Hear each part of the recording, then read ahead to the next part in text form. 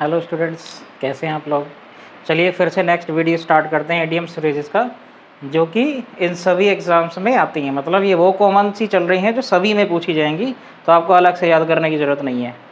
First वाला idiom है guys, SVEEP away. तो स्वीप अवे का तो सिंपल सा मीनिंग है जड़ से मिटा देना, मतलब ख़त्म कर देना बिल्कुल। इसका मतलब क्या है, टू रिमूव, हटा देना।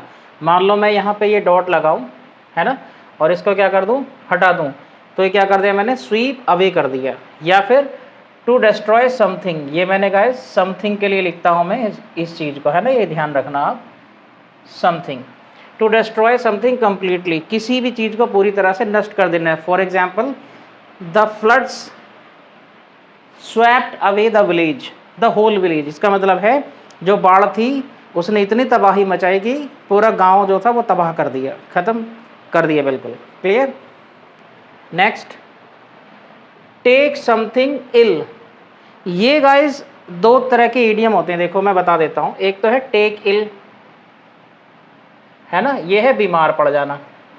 क्या है ये, बीमार पड़ जाना। लेकिन इसमें क्या, देखिए टेक और इल के बीच में समथिंग है। इसका मतलब कमेंट वगैरह जो शब्द आपने बोले वो है समथिंग यहाँ पे।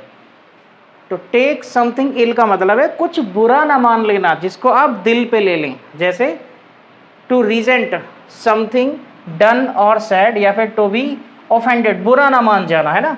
टू रिजेंट समथिंग डन, इसको उदाहरण से समझते हैं गाइज। मान लो आपने किसी को कुछ कह दिया, तो फिर उसके बाद आप क्या कहेंगे, please don't take my comments या फिर माई टॉकिंग टू इल। मतलब इसको अदरवाइज मत लो यार, बुरा मत मानो, इसको दिल पे मत लो एक तरह से। इसका मतलब क्या है, टेक समथिंग इल का मतलब है किसी चीज़ को बुरा मान जाना या किसी चीज़ का बुरा मान जाना। रिजेंट का मतलब ही होता है बुरा मान जाना या नाराज़ हो जाना किसी चीज़ पे। क्लियर। तो यानी ही टुक माई कॉमेंट्स इल, इसका मतलब है उसने मेरी जो बातें थी वो बुरी मान ली, उनका वो बुरा मान गया, वो नाराज़ हो गया। क्लियर।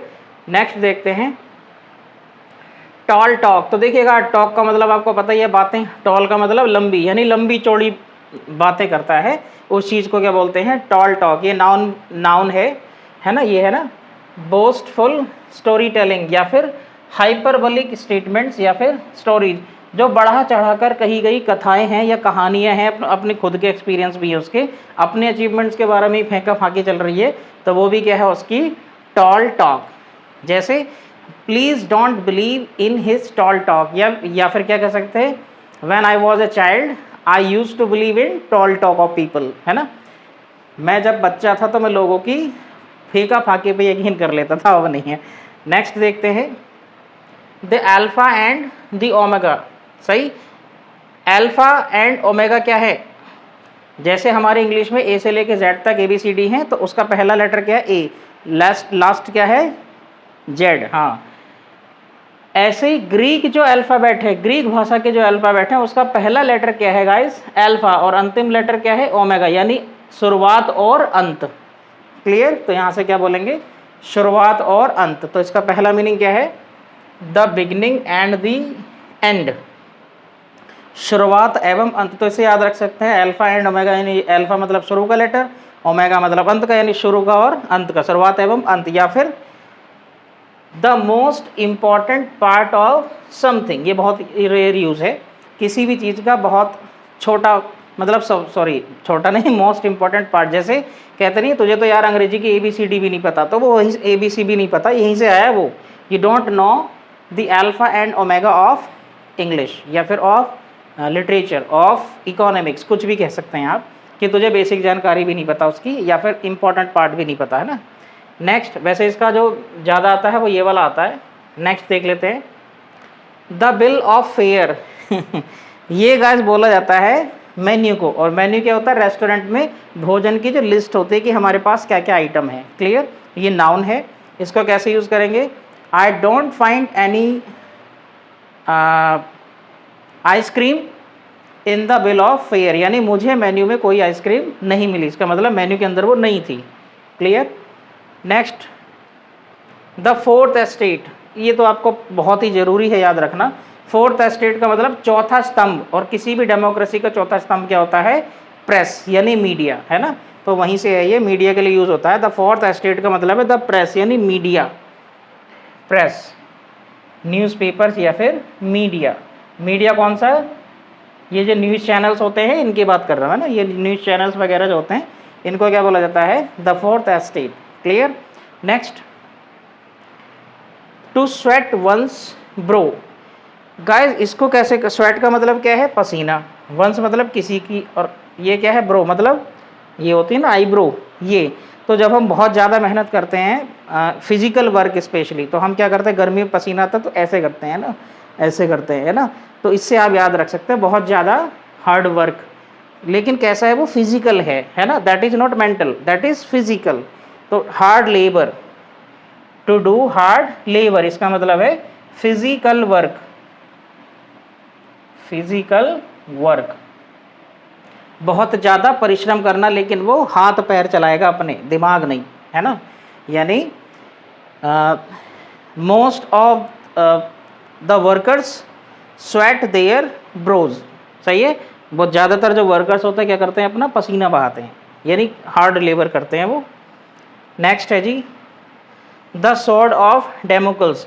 ये बहुत कहावत में आता है ना, सिर पे मंडराता खतरा, यस, खतरा सर पे मंडरा रहा है, तो उसके लिए यूज़ करते हैं द स्वॉर्ड ऑफ डेमोक्ल्स, यानी the danger always present.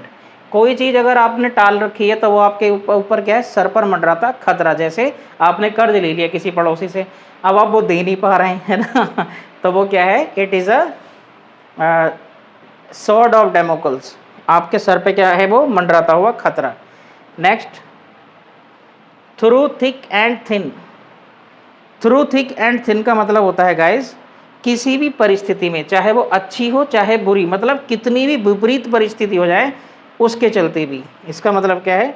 Under all circumstances, किसी भी परिस्थिति में, नो मैटर हाउ डिफिकल्ट, कितनी भी मुश्किल हो उसमें भी, इसका मतलब क्या है? किसी भी मुश्किल परिस्थिति में, सीधे शब्दों में आप याद रख सकते हैं, किसी भी मुश्किल परिस्थिति में। जैसे I will win the game through thick and thin, चाहे कितनी भी समस्या आ जाएं, चाहे कितने भी राह में बाधाएं आ जाएं, चाहे कोई नीचे कितना गिराने की कोशिश करे, मैं इस खेल को क्या करूंगा? जीतूंगा। क्लियर। या फिर I will crack this exam through thick and thin, चाहे बिजली हो ना हो, आंधी है तूफान है, मैं पेपर देने जाऊंगा और क्रैक करूंगा। क्लियर।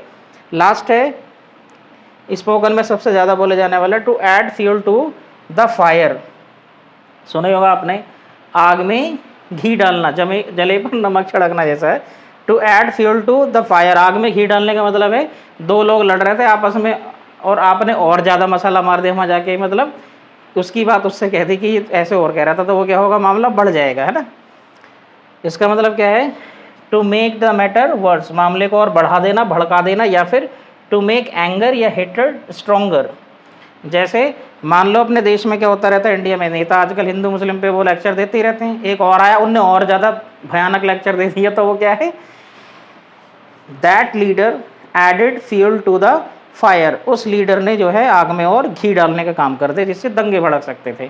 क्लियर। तो उम्मीद है गाइस आप वीडियो को एंजॉय कर रहे होंगे। अगर वीडियो समझ में आ रही है तो प्लीज़ लाइक शेयर सब्सक्राइब जरूर करें, और कमेंट करना बिल्कुल ना भूलें, कोई डाउट है तो ज़रूर कमेंट करें। मिलते हैं नेक्स्ट वीडियो में, बाय बाय, टेक केयर।